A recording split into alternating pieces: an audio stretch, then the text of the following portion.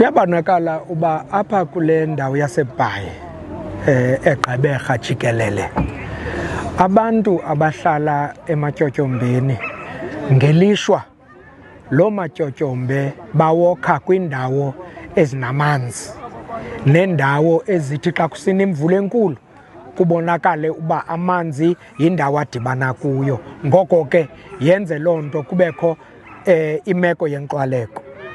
Into esiyibonileyo ke apha yinto yobana akho zitalato zicacileyo kule ndawo, nanga njengoba niwabona amanzi adamile apha.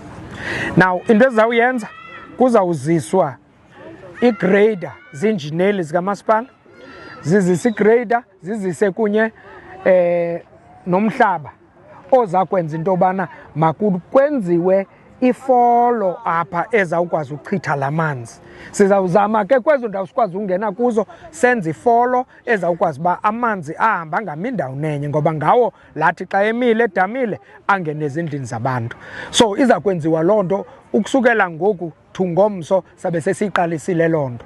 Iza kwenziwa loo nto ngumasipala ngokunokwakhe, akuzuqashwa zinkampani zangaphandle eza kwenza lo msebenzi. Kodwa siyacela abantu apha, ngoba bathi abasebenzi kamasipala kwixesha eligqithileyo bebewuzisile umhlaba apha for uba makulungiswe ezi foro zifakelwe abantu bawuthatha lo mhlaba. Siyabacela abantu mabasebenzisane nathi ukuze siyinqande le nkxwaleko ingaphindi yenzeke apha kule ndawo yaseKeira. Siyayicela loo ntsebenziswano, kodwa ukhansila nabahlali kunye nee-officials kamasipala kunye no-human settlements bazawuhlala intlanganiso baxelelane nabahlali, babonisane, kuvanwe, so that izinto ezi sizazithumela ezi nqwelo zisuse umhlaba, so that abahlali baziprotekte xa zizama unceda malunga nale nkxwaleko siyibonileyo apha namhlanje.